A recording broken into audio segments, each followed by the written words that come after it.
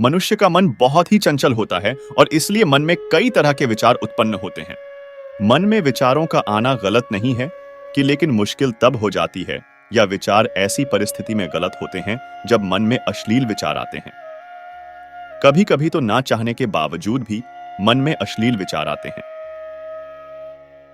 अगर आपके मन में भी ऐसे विचार आते हैं तो गौतम बुद्ध की इस कहानी से आपके विचारों में जरूर बदलाव आएगा। बुद्ध अपने भिक्षुओं को उपदेश देने के साथ ही उन्हें भिक्षाटन के लिए भेजते थे। एक बार उन्होंने अपने भिक्षु भरत को भिक्षा लेने के लिए एक श्राविका के घर भेजा। भरत पूरे रास्ते मन में यह सोचते हुए श्राविका के पास गया कि आखिर आज भिक्षा में क्या भोजन खाने को मिलेगा। क्योंकि भरत चंद्रवंश के राजकुमार थे और बुद्ध के सानिध्य भिक्षु के रूप में दीक्षित हुए थे। हमेशा भरत को महल में खाने के लिए स्वादिष्ट पकवान मिलते थे, लेकिन आज भिक्षा के रूप में उसे जो भी मिलेगा संतुष्ट होना पड़ेगा। श्राविका के घर पहुंचकर भरत ने भिक्षा मांगी। श्राविका ने भरत को बैठने के लिए कहा और भोजन लाने के लिए घर के भीतर चली गई। इधर भरत फिर से अपने प्रिय भोजन के बारे में सोचने लगे और जैसे ही श्राविका भोजन लेकर आई तो भरत अचंभित रह गए। भरत ने देखा कि श्राविका ने उनके लिए उनके पसंदीदा पकवान परोसे हैं और अपने प्रिय भोजन को देखकर वह खुश हो गए। भोजन ग्रहण करते हुए भी भरत सोच रहे थे कि महल में तो उन्हें भोजन के बाद विश्राम करने की आदत है, लेकिन आज उन्हें भोजन के बाद वापस तेज धूप में चलकर आश्रम जाना होगा। लेकिन भोजन के बाद श्राविका ने भरत को कुछ समय के लिए विश्राम करने का आग्रह किया। भरत फिर से खुश हुए कि आखिर आज उनके मन की सारी इच्छाएं कैसी पूरी हो रही है। इसके बाद भरत कुछ देर विश्राम करने लगे, लेकिन विश्राम करते हुए भी लेटे लेटे वह सोचने लगे कि आज तो मुझे भोजन के बाद विश्राम करने को मिल गया, लेकिन ऐसा रोज रोज नहीं होगा। जब भरत विश्राम के बाद उठे तो श्राविका ने कहा कि आप जब तक चाहे यहां ठहर सकते हैं। भरत अब समझ गए कि यह कोई संयोग नहीं हो सकता। उन्होंने श्राविका से कहा कि मुझे क्षमा कीजिए, क्या आप मेरा मन पढ़ सकती हैं? श्राविका ने हां में उत्तर दिया और कहा कि हां, मैं मन पढ़ सकती हूं। शुरू में यह कठिन था, लेकिन फिर मैंने स्वयं के मन विचारों को देखना शुरू किया। पहले मेरे विचारों की संख्या अनगिनत हुआ करती थी।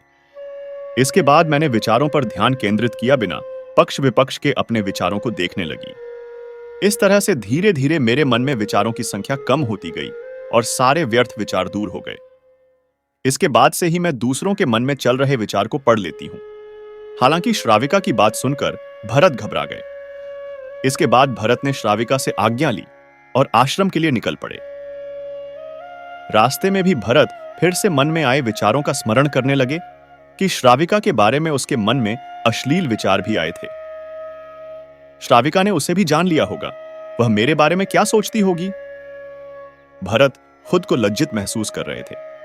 भरत ने आश्रम पहुंचकर गौतम बुद्ध से कहा कि अब मैं कभी भिक्षाटन के लिए नहीं जाऊंगा। बुद्ध ने भरत को पास बुलाया और कहा कि क्या हुआ है, तुम मुझे सारी व्यथा बताओ। भरत ने सारी बातें बुद्ध को बताई।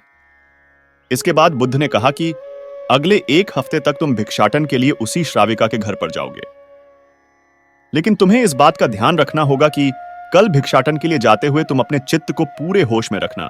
तुम्हारे भीतर क्या विचार उठे उन पर ध्यान केंद्रित करना और यह भी ध्यान रखना कि तुम्हारे मन में कौन सी वासना उठ रही है। तुम कल इन सभी चीजों को ध्यान में रखकर जाना और इसके बाद मुझे वापस आकर बताना। अगले दिन भरत भिक्षाटन के लिए गए। बुद्ध के बताए अनुसार वह पूरे रास्ते अपने होश को जागृत रखते हुए चल रहे थे। जब श्राविका का घर आया तो भरत ने भिक्षा मांगी। उसके भीतर कोई वासना नहीं थी और ना ही कोई विचार उत्पन्न हो रहे थे, क्योंकि उसने अपने मन को पूरी तरह जागृत रखा था। भरत ने भिक्षा ली और आश्रम चला गया। भरत ने बुद्ध को प्रणाम किया और कहा कि आज उसे जिस आनंद की अनुभूति हुई वह पहले कभी नहीं हुई। वीडियो पसंद आए तो लाइक कर देना। ऐसे ही मजेदार वीडियो के लिए हमें सब्सक्राइब जरूर करना।